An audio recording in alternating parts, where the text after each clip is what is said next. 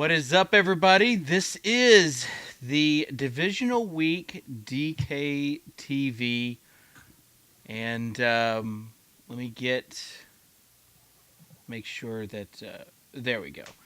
We had you as CSU Ram, John, and you are not CSU. I Uh, think that happened last time too. yeah, so we have Drew Dinkmeyer, aka Dink Piece, aka the $1 Million Man, and we have John Bales on, aka Bales Football, probably one of the most knowledgeable dudes in the industry. John, how does it feel to be on the show with me and Drew? It's great, man. Last time, actually, I think I was under the Dink piece label when I came on last time. So I think Drew wasn't on, and I filled in for him. But yeah, it's awesome to be on. I wish I had been able to come on a little bit more throughout the year. For those of you that do not know, John is also the most fit person in daily fantasy. If you want to feel bad about yourself, just be at the king of the beach with him, at the pool next to him. That's a good way to feel really bad about yourself. But sometimes you can just wear a T-shirt, and that's a good segue for Drew. You want to show people your T-shirt? Yeah, I'm proud of this T-shirt that Leone got me for Dez. I like that. Throw up the X. It was a day that I thought we were gonna get to throw up that X, but the NFL's got some weird rules, so a little Yeah, bit I mean, frustrating. the bottom line is they do have rules. Bales, you like kind of started your backgrounds with the Cowboys, so Yeah, I'll go ahead and start with you as far as getting your reaction for the game today. yeah. So I guess I'll start with the obvious non-catch. I think I disagree with some people um, in that I think that the rule is clear, but I thought the interpretation of it was a little bit poor. I thought in that situation that there wasn't enough evidence to overturn that call. I thought that it wasn't completely conclusive that he didn't make whatever we consider a football move. I thought that reaching out um, for the goal line, I think, was a football move. I think taking 3 steps was potentially a football move. So I don't I, I don't think that that should have been overturned. Um, Drew, do you want to counter that?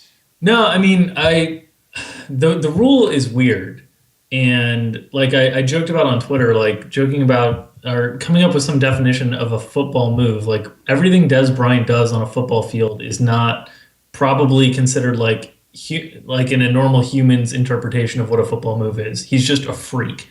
And so like his ability to catch that ball, control the ball, and then move towards the goal line probably just looks differently than what everybody else is expecting it to look like. So I had no expectations when I was watching the call reviewed. I was watching with suspense. I didn't know if it was going to be overturned or if it was going to be upheld.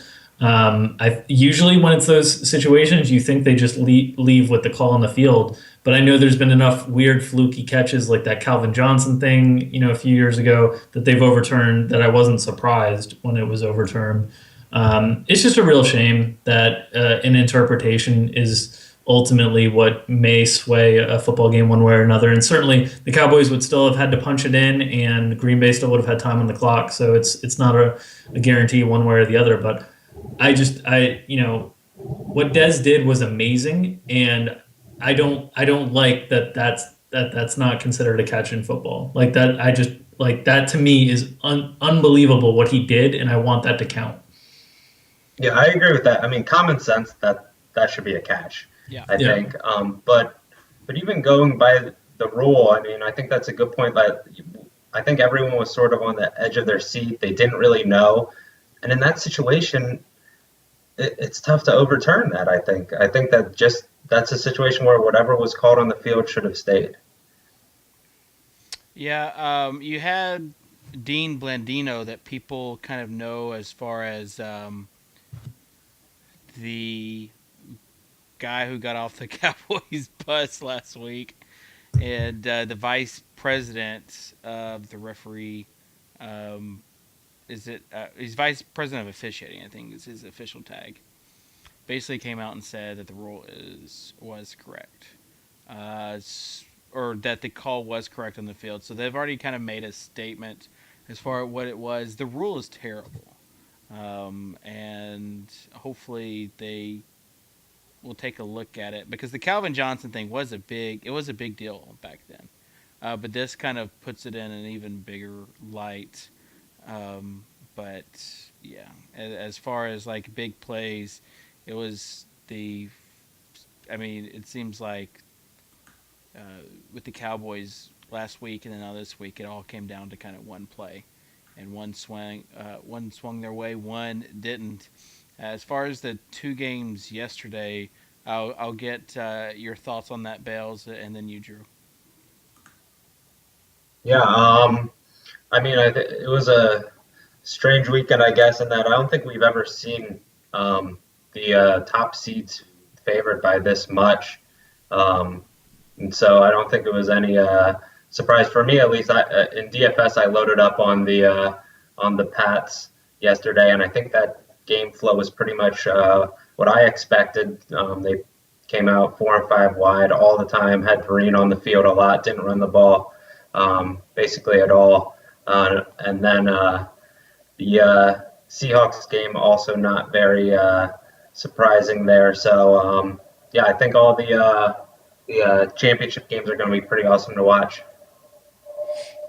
Drew?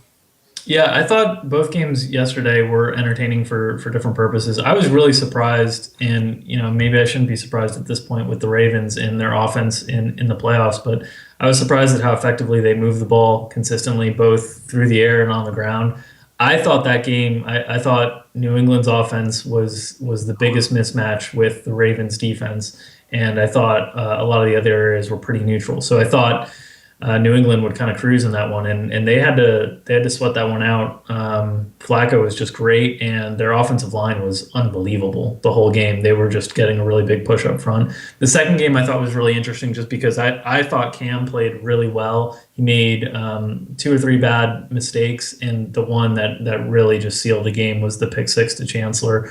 But it was just vintage Seahawks. Like, their defense is just playing at a different speed than everybody else's offense out there. And they look like they're going to be very, very tough to beat for the Packers, just with the pace that they're playing at. If anybody can do it, it's probably Aaron Rodgers. But they look really, really good. I was a little bit surprised that Seattle wasn't as effective on the ground, especially without Star Latui for Carolina. That was probably the biggest surprise from that game for me. Yeah. As far as like matchups go, I really like, as far as like two good teams, I really like that the Packers and Seahawks are playing each other, and then the Pats and whoever wins this game. Secretly hoping for the Broncos, because I guess it's not a secret that I'm saying it right now. But first of all, the Broncos are sponsored by DraftKings, so the two NFL teams will be the Broncos, or the two AFC teams will be the Broncos and Pats, and those are the two teams that are sponsored by DraftKings. So guaranteed to get a DraftKings team in the final, in case DraftKings wants to do some sort of Super Bowl thing. Just in case. Just in case. But just having Brady versus Manning, I mean, it's setting up, if somehow the Broncos can pull it out, then it's setting up to be a very good weekend next week, as far as championship week goes. I think no matter what we get at this point, I think a Luck Brady situation would be pretty entertaining as well from a game perspective, from a TV perspective. I know it wasn't the first time those two teams played, but I think the hype around it would be a lot of fun. So I think we probably have the 3 best teams in football in the final 3 spots right now. I think Dallas probably matched up a little bit better with Seattle, but I think Green Bay is probably the better overall team. And then I think there was a gap from those 3 teams to the next tier in the NFL, and I think that gap's going to be filled by one of those teams in the next tier, whether it's Denver or Indianapolis. Yeah. Yeah, I think that's a good point. I think that we are a little bit lucky. There are good teams, no matter what, that are going to get in the championship, and so we're going to see a really good team win the Super Bowl. And I did think that Dallas matched up really well with Seattle, and I think that Seattle matches up really well with Green Bay in terms of what they do well defensively, defending the outside. And I think that Dallas might have been able to take advantage of that a little bit more. We saw that during the regular season, running the ball on the outside, and then maybe taking advantage over the middle of the field a little bit better. But no matter what, whoever wins this game, those matchups are going to be awesome, and it's going to be a deserving Super Bowl matchup and champ no matter what. I'm not sure if you guys are watching, but the Colts returner just got blown up, and they said that he had possession of the ball, but man, that was a brutal hit. It wasn't a review, and they awarded it to the Colts. Colts are winning 21-10, and we'll take a look at some of the sweats going on, starting with Two Gun, who he's going for it again. He could be back-to-back $1 million Maker winner. I did an interview with Two Gun, and it was a very fun interview, and he's very knowledgeable, and he loves chasing overlay. So this is fun. He has Heron left, and DeFong has most of the guys around him have Heron also left. has Heron. So it's going to come down to Jai 686, who has Manny Sanders in his 11 back with Heron. So he needs 11 more from Manny Sanders, or JP Wilkie, who has Dwayne Allen is about 13 back. I think those are the two. There might be some more a little bit further, but I think those are the two. Max Dallery has Hakeem Nicks and Dwayne Allen about 17 back. So there's some chasing, but Heron's one of the most owned players in the field. So if you're trying to catch Two Gun with Heron on your team, you need another bullet. The GOAT 23 has Demaryius Thomas, and he's 15 points back. Two Gun also in 13th place with Dwayne Allen and Heron. So this was going to be interesting because there's so much overlap because it's a 4-game slate, and you've got almost 20,000 entries. And so with 4 games and 20,000 entries, it's still always amazing to me that you have 20,000 entries with 4 games, and it looks like there's not going to be a tie. Yeah, that's kind of nuts. Yeah, that's what I just said, Drew. It's always interesting. You run through those. I see, people talk about the different mathematical combinations, but I always think there's not as many combinations as you think when you're working with a salary cap, you'd think. So if you go with certain combinations, you're way more likely to go with other players at certain positions based on, if you start with, Luck to Hilton, you're going to go lower at running back or something. So there's not usually as many combinations, I think, as people talk about. But it is surprising that we never see ties, seemingly. Yeah. Luck just got intercepted. It was one of those punts, hand punts. Yeah, that's what they've been calling it. So you've got in the division, the 700 divisional clash with $100,000 going to first. You've got Bob and Head 23 with a 213, and let's just see. Man. Yeah, he'd be winning the Millionaire Maker. Yeah, the unbelievable thing is those scores are not that far off from what has won Millionaire Makers in the past. And usually you think with a condensed schedule, the scores are going to shrink because there's just less options that can have big games, and you're having to take more guys from the same games. But it's been a pretty high scoring weekend. Oh yeah. Do you guys think that this sort of thing sort of lends merit to maybe stacking up on certain games more than we do?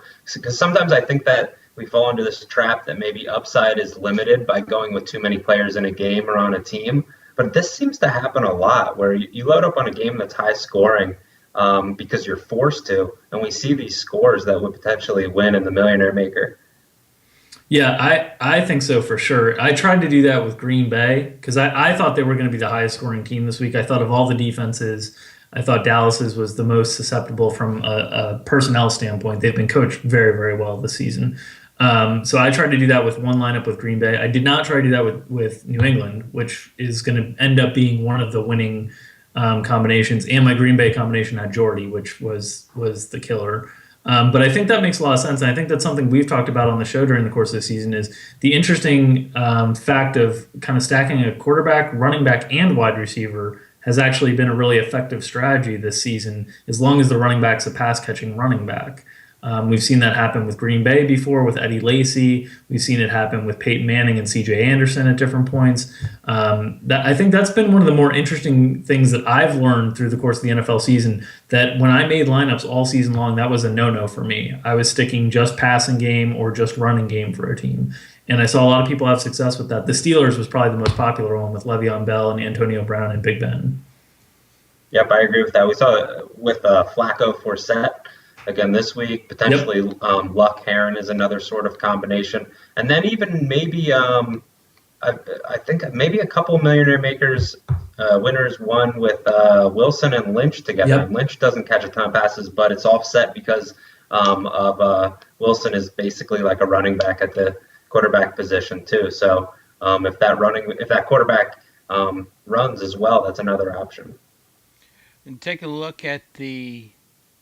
By the way, Bales, I think this would be an excellent study for one of your next books, Game Stacks. Oh yeah, I have that on the list. I think that's really important. I sort of, I think maybe prematurely dismissed the quarterback, running back, receiver stacked together, especially if it wasn't a pass catching back. But I think that's something to take another look at. Yeah, we've talked about it multiple times this season. It's won the Millie Maker a few different times, that different stack. So, yeah, I'd be interested in seeing the data.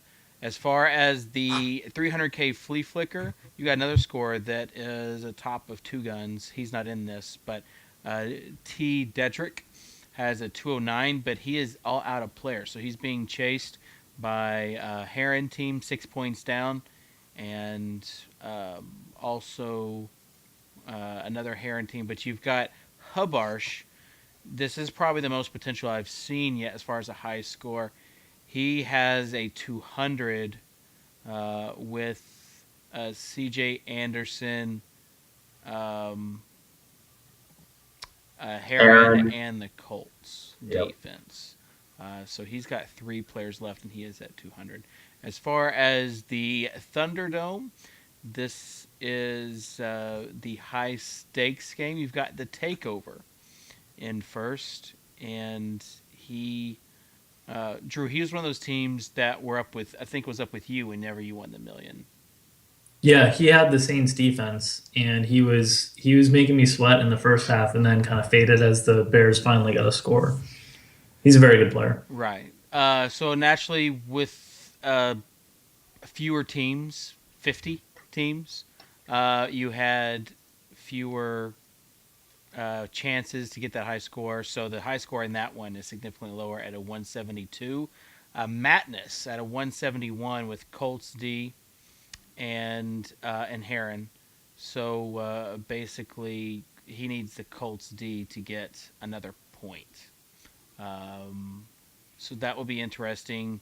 $100,000 going to first and $40,000 going to second. So a team defense, again, could determine the Takeover's fate. You have 166 with Heron, and then a Broncos D Heron team at a 164. So good stuff there. C.J. Anderson team. C.J. Anderson, a 9.5. Demaryius Thomas, not exactly that high. But Demaryius Thomas is catching passes this drive, so maybe he's going to start sneaking up. But why do you think Thomas has struggled this game, Drew? He had a couple drops on screen passes that are pretty uncharacteristic.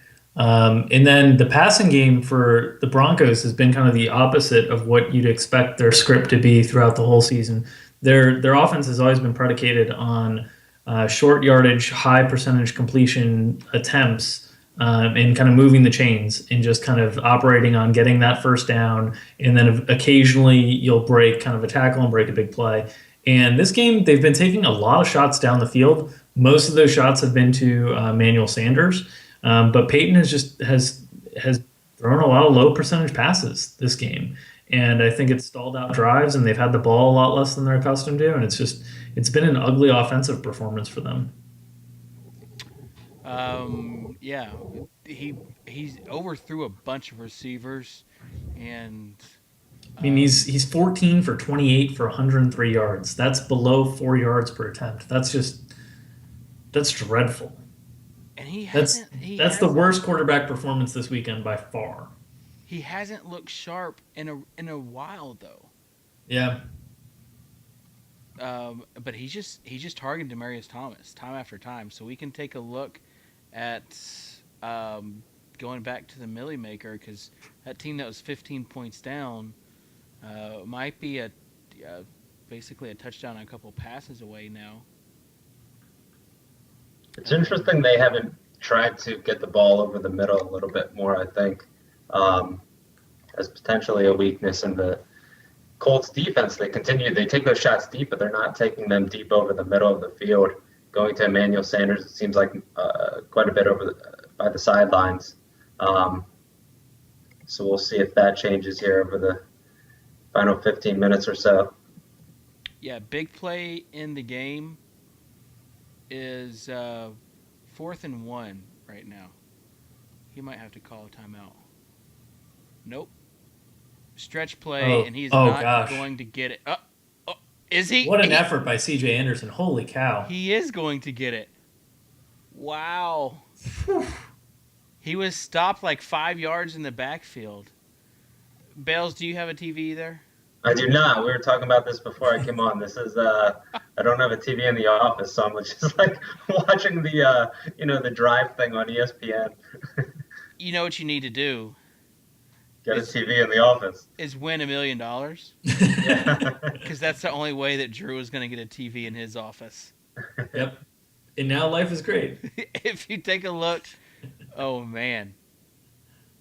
He is mad. Pagano is mad.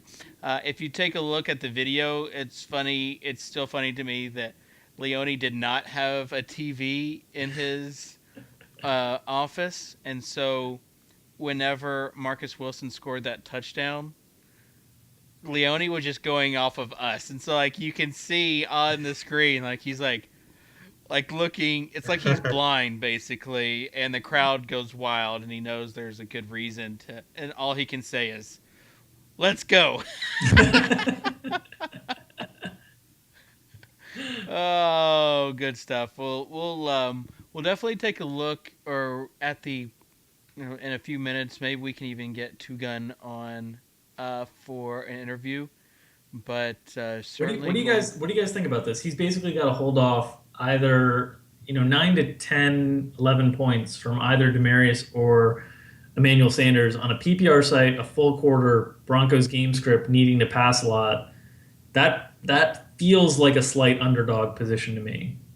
Yeah, if it's him versus the field, I'm probably giving the advantage to the field. But certainly, I mean, you've got Luck, who is like the dink and dunk king. No offense, Dink. But he could like easily have 2 possessions where he just chews up the whole clock. Yeah. So. Yeah, my initial reaction is to say that's very close to a coin flip, I think. Yeah. He's the favorite to win of anybody, but against the field, I think that's probably very close to 50-50. Yeah, when you're talking about a 10-point, 11-point game, a 40-yard touchdown on DraftKings is 11 points. There's also Madness is also chasing in this one with Julius Thomas and the Colts D along with Heron. So all these teams that are in contention pretty much have Heron. So he's pretty much neutralized for Two Gun. So Two Gun's got a quarter to sweat now. Basically all Broncos types of scores, except it doesn't seem like there's a lot of C.J. Anderson chasing. Not a whole lot. Maybe if Anderson had a score, it would come up, but it doesn't seem like it right now. Yeah, but What do even you, like I mean, I feel like we have a pretty good. The top 20, those are the teams that are like 30 points almost. So it's going to take it would take a big play for someone to kind of leap up into the discussion of possibly taking that, but crazier things have happened, I guess. You've got Emmanuel Sanders making a catch. So if you're two gun, every single catch that is made, It just it hurts. just it's like a small piece of you dies. It's this piece that dies of is smaller because he just won the million. Well, he Um, didn't win it. Well, he won close to a million. It yes, wasn't the Millionaire Maker that he won, I'm sorry. Yeah, he because he but is the he won like 500,000. everything that Yeah, weekend. so he won on the interview. He said like almost 700 something thousand Yeah, dollars. So yeah. very very impressive. We'll see what happens on this drive. Ooh, pass knocked away. So fourth down, they probably take the field goal here. Yeah, you gotta take the points. what do you guys think about playing your uh, position players against the opposing defense in a short slate? And how many players do you think you can realistically play against your defense? I think it's tough to play more than one, but I think in a lot of situations, unless you were taking Seattle, you almost had to play at least one. Yeah, Maybe there were less Ravens that were probably on the radar for most people, but Forsett was priced nicely. And Daniels was a popular target as well. But it's hard on a small slate to just get away from them altogether. It just makes sense as you look the Seahawks with a lot of different teams. We're still 40% owned. It just makes sense for the Seahawks being that team defense because all the other offenses, maybe not uh, maybe not the Patriots D against the Ravens, but it just seems like that was almost one of the first pieces that you would put into your team because the other options were just when you talk about positional value and positional scarcity, it was like Seahawks and then everybody else. So it seems like on a short slate, you kind of start almost with that defense that is head and shoulders above the rest, and then fill in the rest with whatever you can. Because I mean, of course, should the Panthers like have went off yesterday, it would have favor the people that faded the Seahawks defense, but that's just you got to take in like likely scenarios, and I, yeah, that was definitely not the likely scenario. So, yeah, I think if you were fading the Seahawks defense, then one maybe two people, and just hope for just because you're hoping your team defense basically has like a couple pick sixes.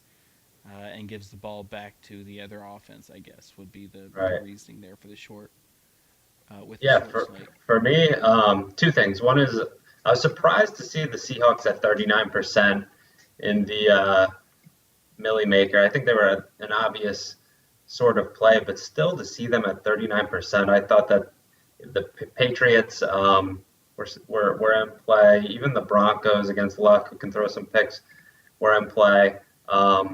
And the other thing is more than playing a defense against a position player or two in a short slate, I'm more concerned about, especially in a tournament, a big tournament like the Millionaire Maker, playing a defense with with the players on their team. So if you did like a Patriots stack and then played the Patriots defense, I think that could limit your upside a little bit because you're really hoping for touchdowns from that defense, and the defense in a way can steal points from the offense if you're hoping for them to go off quite a bit. So that's something that I try to avoid a little bit, especially with quarterback receiver stacks. Try to avoid that pairing the defense with them.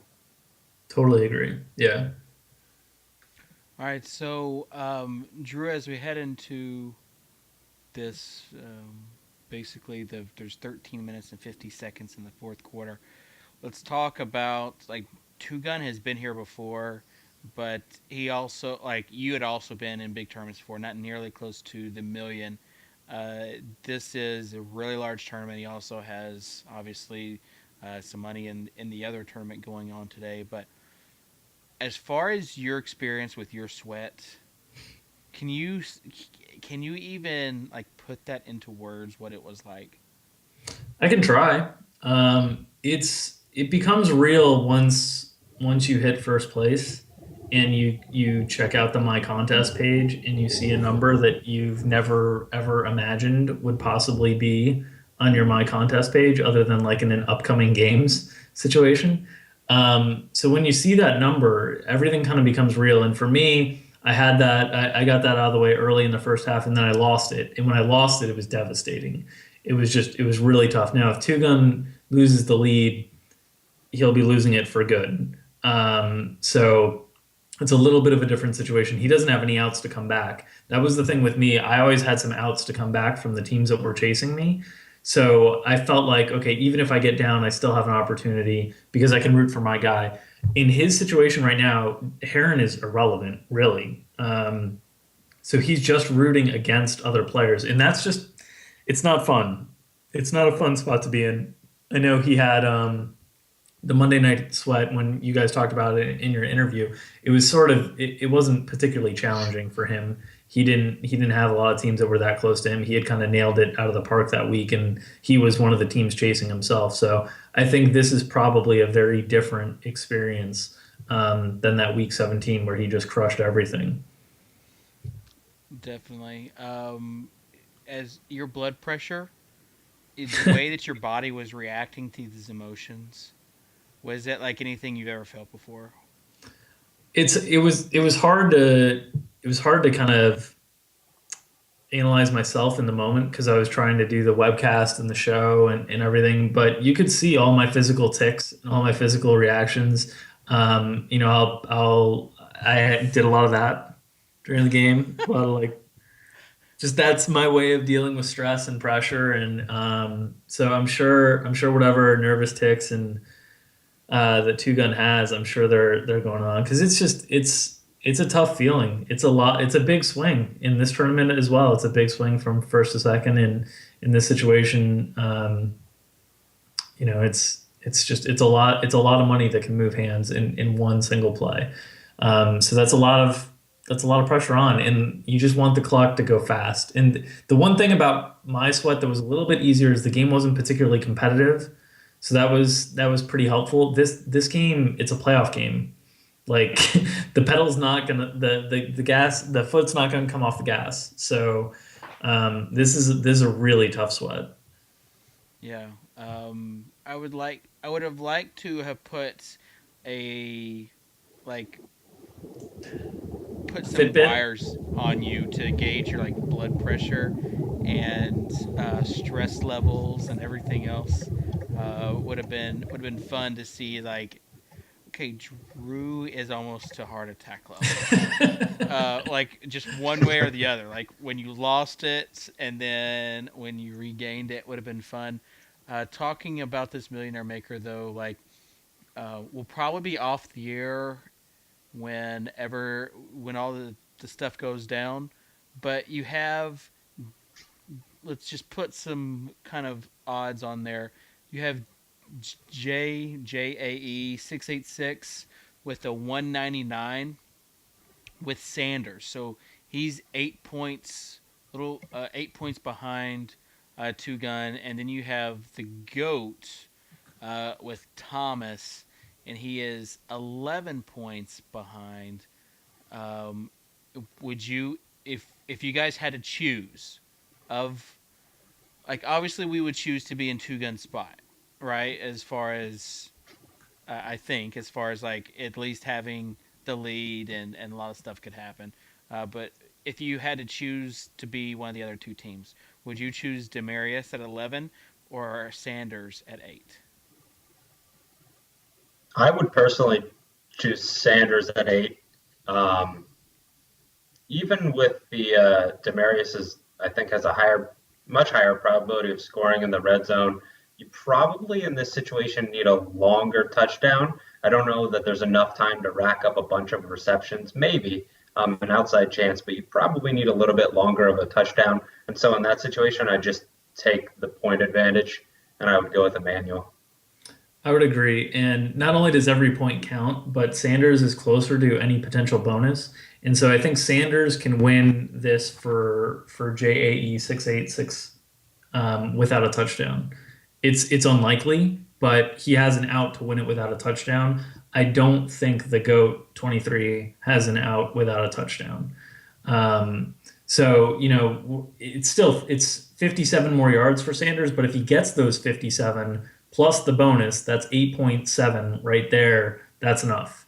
So that's the thing. He can still win it with one big play from Emmanuel Sanders. And there's a screen to Emmanuel Sanders for nothing as we're talking. Yeah, but that's 1 point closer on DraftKings with the PPR. yeah. So Yeah, every point that he gets like that is 10 yards less that he needs maybe on a score or whatever it is later in the game. I think, And that will put him into second for JAE. And that's huge. That's $60,000 right there. yeah, Yeah, a $60,000 screen pass for 0 yards. Yeah. I think that yeah, I think I would probably go with Demaryius Thomas because but they keep on going to Sanders. I mean, they keep on going to Sanders this drive. That's a 3 and out. That's what Two Gun needs. Yeah. So, but maybe I will go with Sanders because they can keep on going with them. The refs are really letting them play. You've got last drive. The Broncos were all up on the Colts receivers and the same thing. Like that should have been a flag. So Probably a better thing after the weekend that we've had. as far as the DK the DKTV tweets, we need to come up with like a giveaway as far as something. We can't do a DKTV show with it. Let's just do this. Favorite DKTV moment aside from Drew winning the million, because that's hands down the best DKTV moment. Like nothing's gonna beat that. Favorite top 3 DKTV moments this year, and we'll try to give away something cool for that. So use hashtag DKTV with your favorite non-Drew Millie moments, and we'll go with there.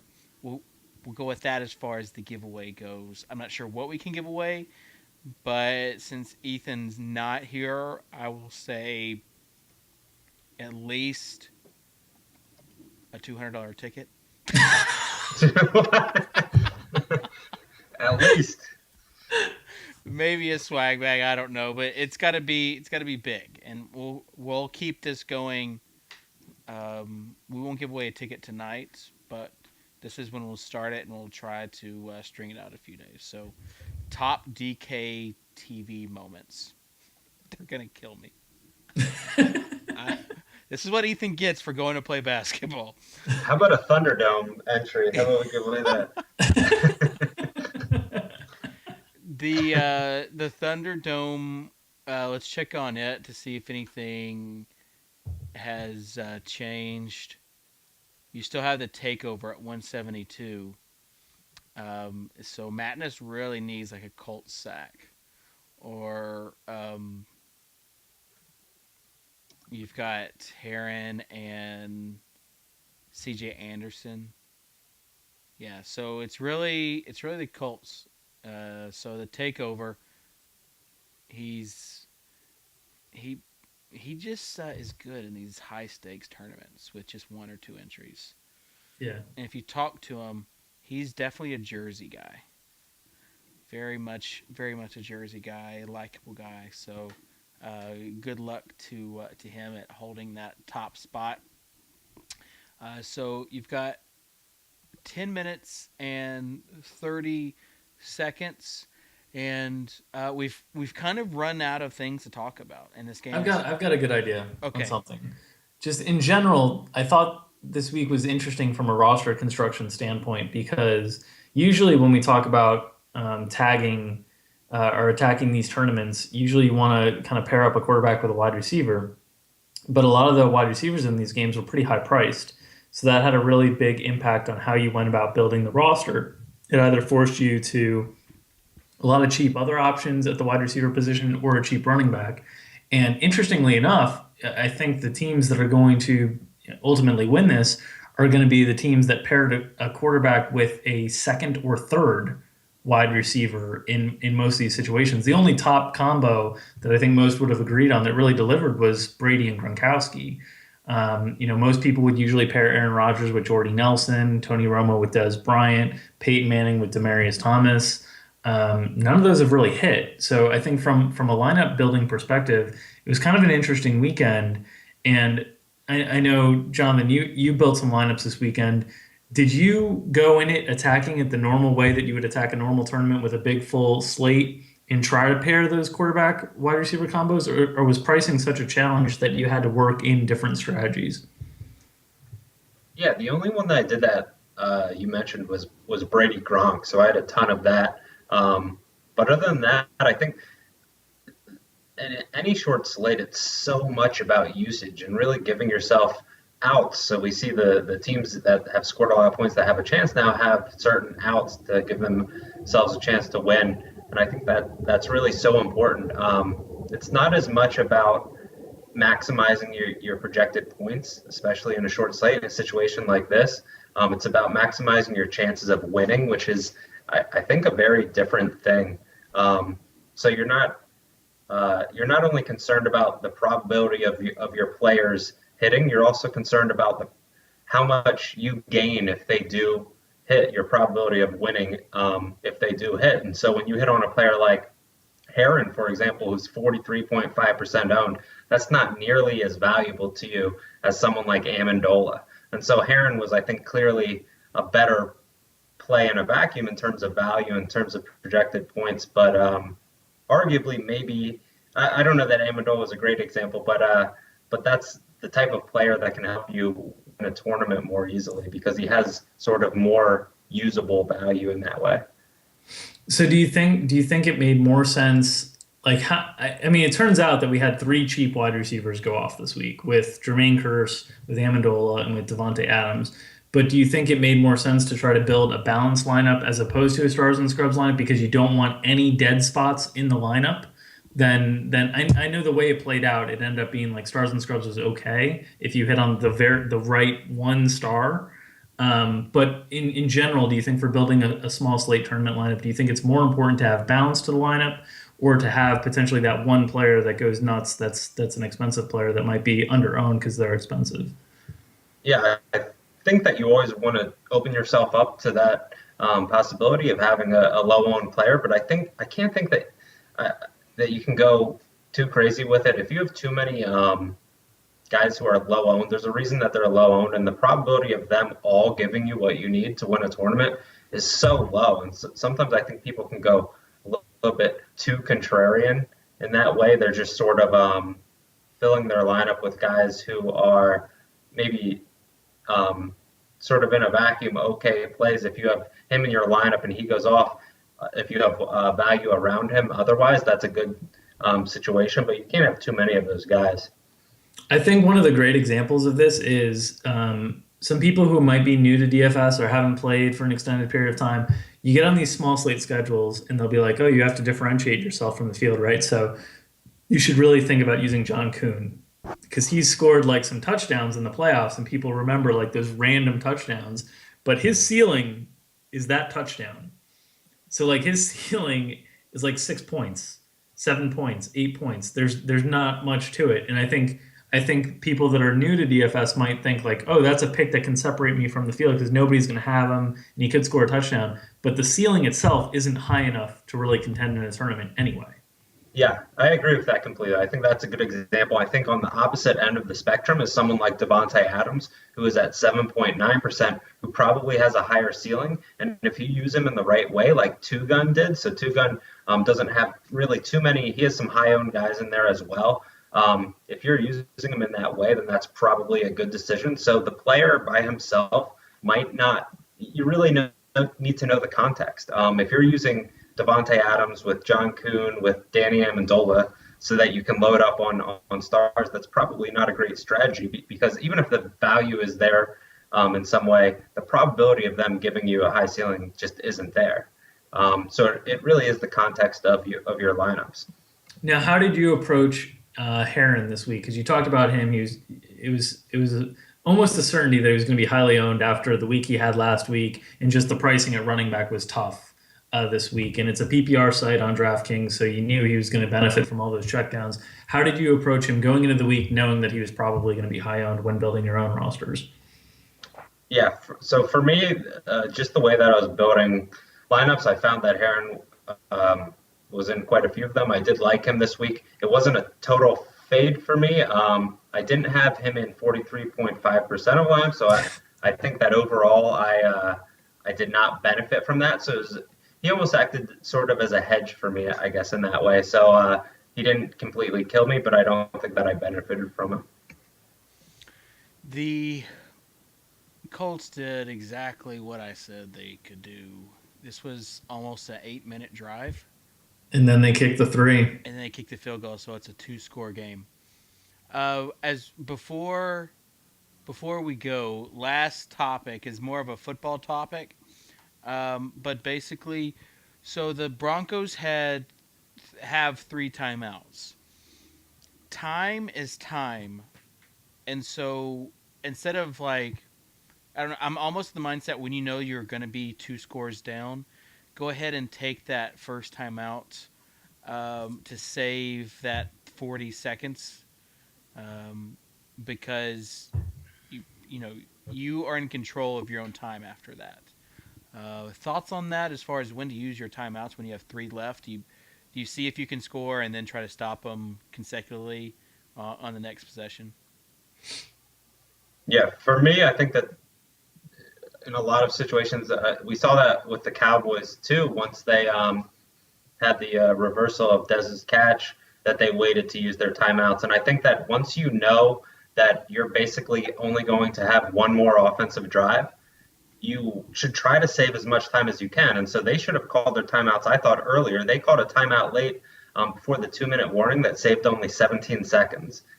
Whereas if they called it earlier, it would have saved 40 seconds. And so once you know you're down to your final drive, I think you should be calling the timeouts as soon as possible to save as much time as you can. Yeah, I agree. Like that situation there where I think the clock was running before the field goal attempt, I think you just take one of the timeouts there, save yourself the 40 seconds.